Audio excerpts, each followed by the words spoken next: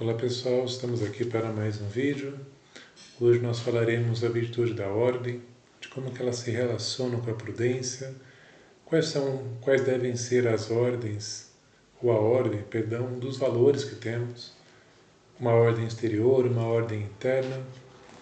E para começo de conversa, peço que você curta esse vídeo, se inscreva no canal, ative o sininho e fique atento. Vamos lá.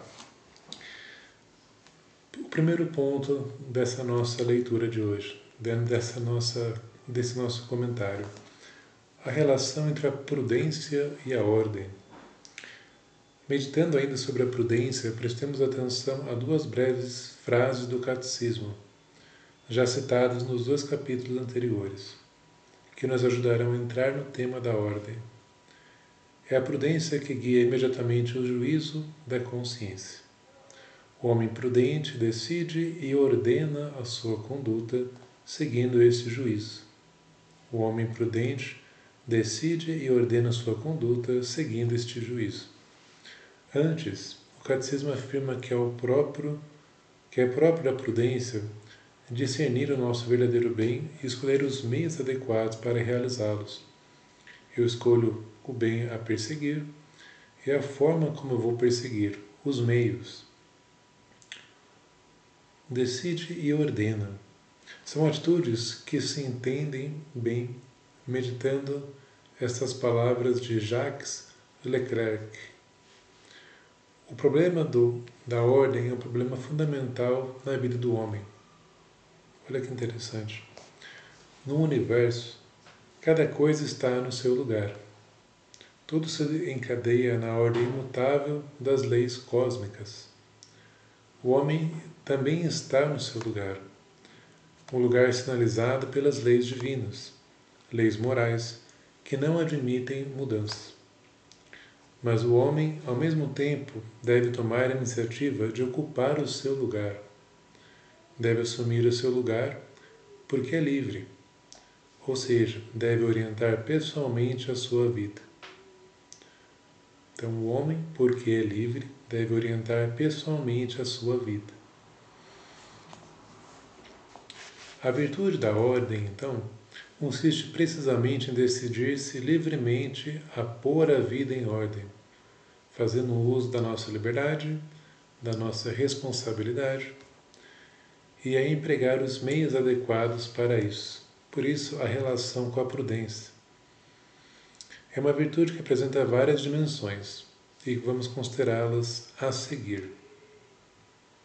Segundo ponto da nossa formação de hoje. A ordem dos valores é a principal. Qual é a hierarquia dos valores, das prioridades na minha vida? Você pode pensar, o que eu faço no meu dia a dia? Para que eu corro para lá e para cá? O que é importante para mim? Então, dos valores dependem os meus ideais, ou os ideais dependem dos valores. Sem um ideal profundo, que só se descobre à luz de Deus, dizia São José Maria, sem ideais bem determinados, capazes de orientar a vida inteira, nasce um estado de desorientação, de ansiedade ou até de desânimo. O remédio, custoso, como tudo que tem valor, está em procurar o verdadeiro centro da vida humana, aquilo que pode dar uma hierarquia, uma ordem e um sentido a tudo. O remédio, custoso como tudo que tem valor, está em procurar o verdadeiro centro da vida humana, aquilo que pode dar uma hierarquia, uma ordem e um sentido a tudo.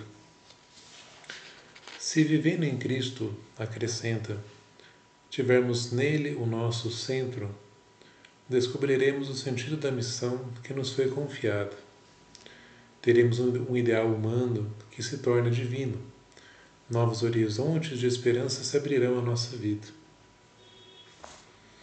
Numa perspectiva cristã, nossa formação aqui tem uma perspectiva cristã, a hierarquia prática dos valores é, em primeiro lugar, Deus.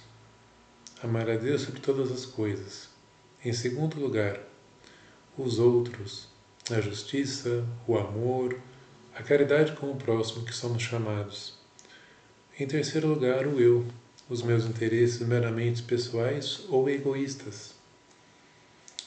Se alguém de nós descobre que a ordem real de sua vida é muito diferente dessa que acabamos de mencionar, pense que deve fazer uma profunda revisão de seu modo de pensar e de viver. Nós faremos depois um breve questionário sobre a ordem, mas olha só que interessante como que isso alinha a nossa vida e até mesmo como o autor ele fala, quando a gente tem esse remédio da ordem, com certeza nós temos uma orientação, nós não caímos no desânimo, na ansiedade. Terceiro ponto, a ordem dos deveres. Nós falávamos agora há pouco da ordem dos valores, agora a ordem dos deveres. Quando a ordem nos valores, enxerga-se bem a ordem dos deveres. A ordem dos valores, então, Deus, os outros, eu. Em princípio, os nossos deveres podem se resumir nos seguintes: deveres para com Deus, deveres familiares, deveres profissionais, deveres sociais, de justiça social, de serviço e caridade para com o próximo, de responsabilidade cívica, etc. Então, para o cristão, para o católico, ter o compromisso de rezar é importante, é um dever para ele.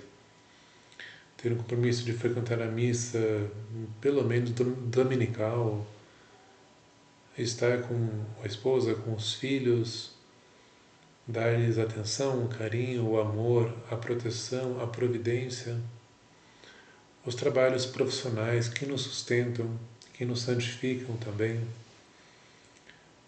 os deveres sociais, na sociedade como um todo, olhando de forma mais macro. Como estão organizados e harmonizados esses deveres na nossa vida prática? Não é verdade que algum deles estão hipertrofiados, ou seja, estão fortalecidos, estão demandando mais tempo, e outros, talvez bem mais importantes, estão atrofiados, como a religião, a educação dos filhos, o serviço aos necessitados, o apostolado. Então o convite de hoje é para que nós revisemos as hipertrofias e as atrofias. O que de fato está mais inchado em seu tempo? O que eu estou gastando mais tempo do que o necessário? O que está mais enfraquecido? Uma comparação, o autor faz uma comparação aqui, mas eu farei outra.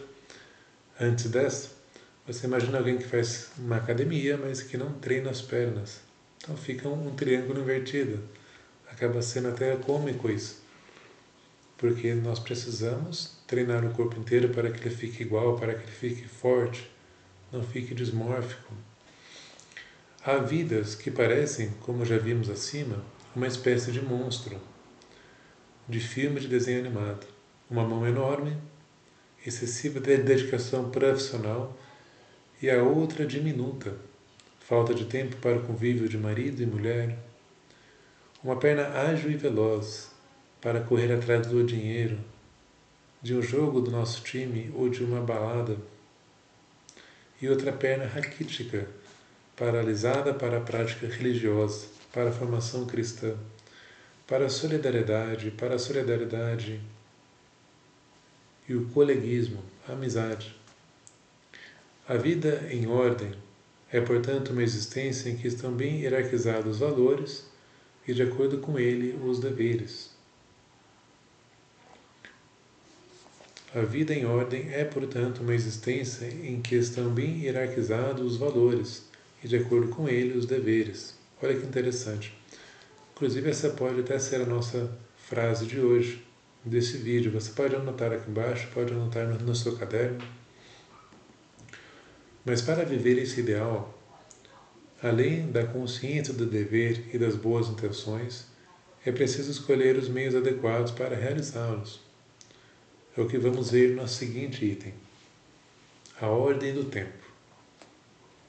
A desordem no planejamento dos horários, o deixar-se arrastar pelo embalo ou pela agitação do emprego do tempo, acaba agredindo os valores e transtorna os deveres, ou seja, é uma bagunça que acontece. Alguém já disse que o tempo é de borracha, no seguinte sentido: o mesmo tempo rende 2 vezes mais nas mãos de uma pessoa organizada que nas de uma pessoa confusa e desordenada nos seus horários. Para ajudá-lo a meditar esses 2 pensamentos do livro Caminho.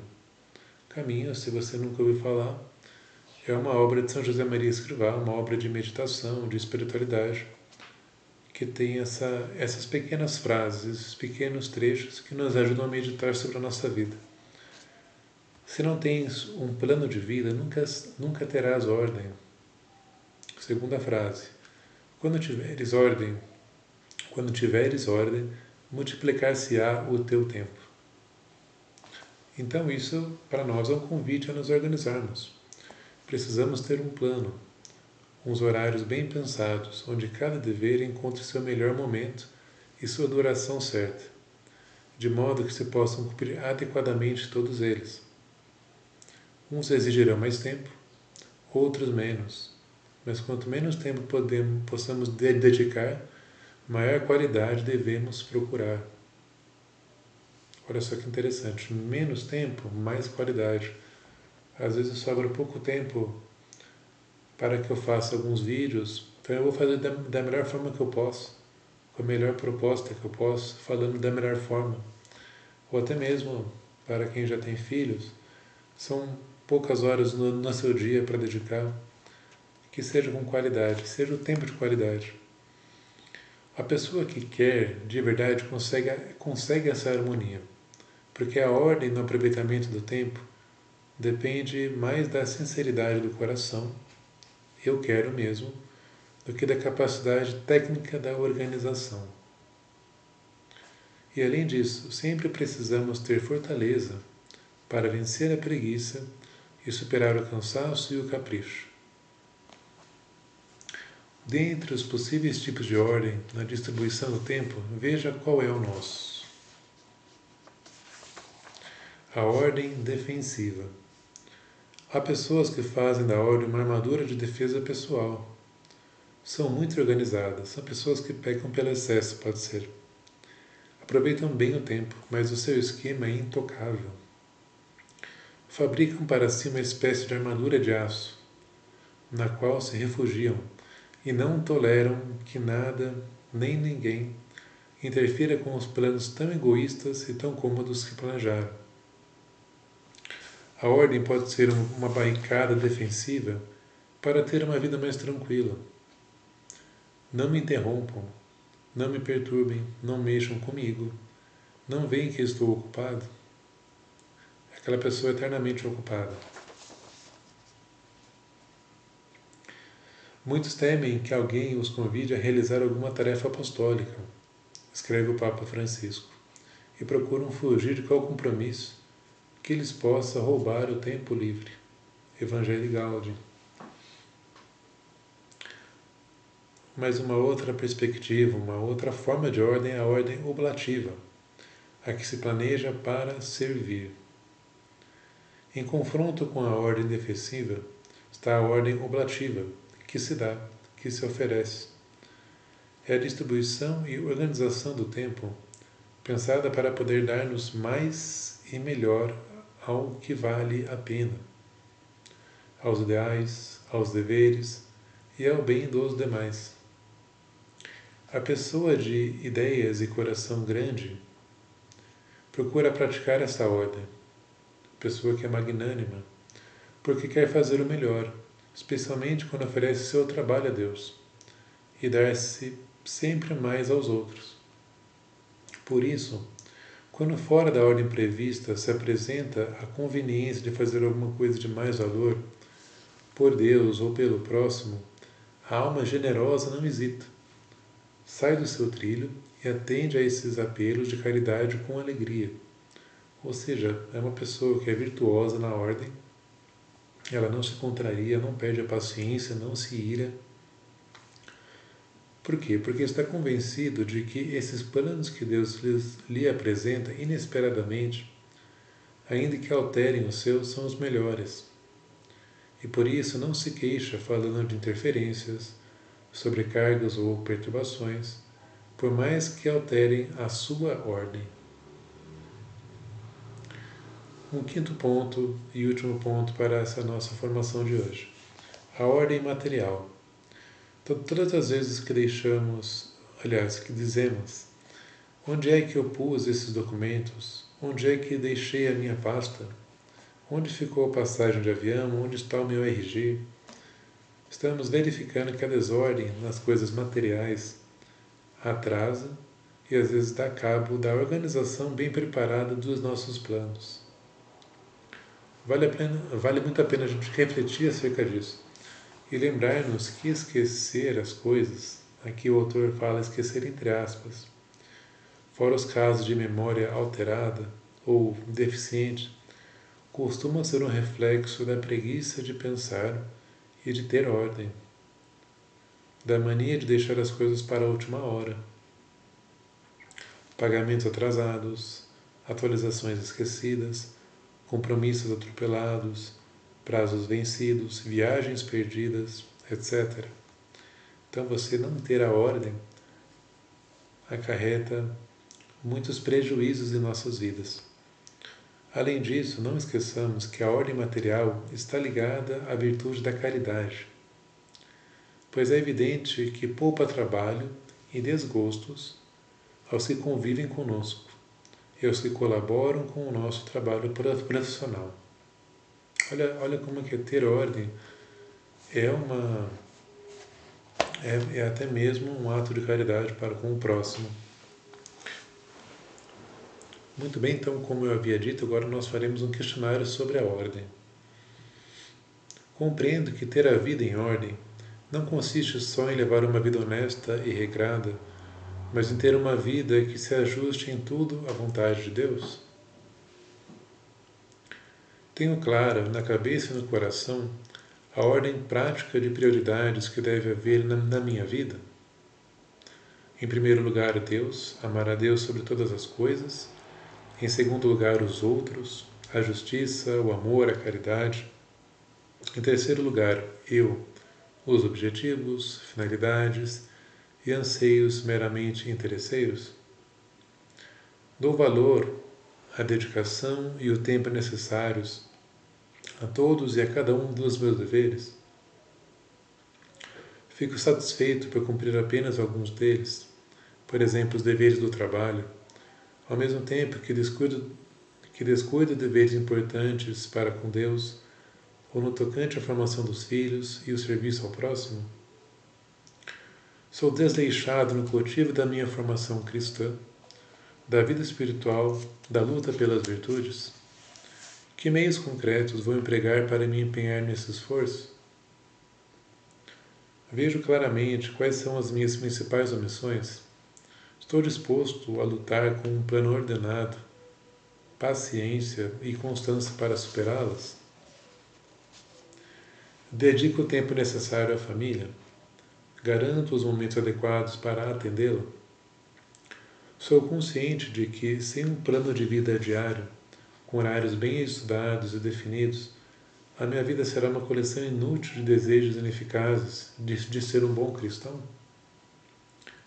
Sinto a necessidade de parar todos os dias uns minutos para me recolher na presença de Deus e meditar, e assim ordenar as ideias, preparar os planos e hierarquizar as tarefas? Faço o que devo hoje e agora, sem medo de enfrentar tarefas desagradáveis ou custosas, consciente de que Deus me espera no pequeno dever de cada momento? Assim nós concluímos o questionário, concluímos mais uma formação. Hoje nós falamos então sobre a virtude da ordem, que é externa, mas sobretudo que é interna, em relação aos nossos valores, aos nossos deveres.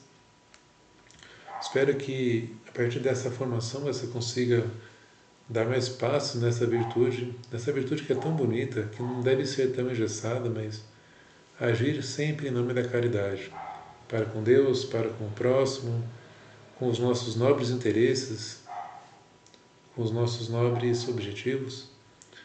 Então, mais uma vez, eu peço que você curta esse vídeo, que você se inscreva no canal, compartilha, comenta aqui embaixo o que você achou e a gente se vê na próxima formação. Até mais!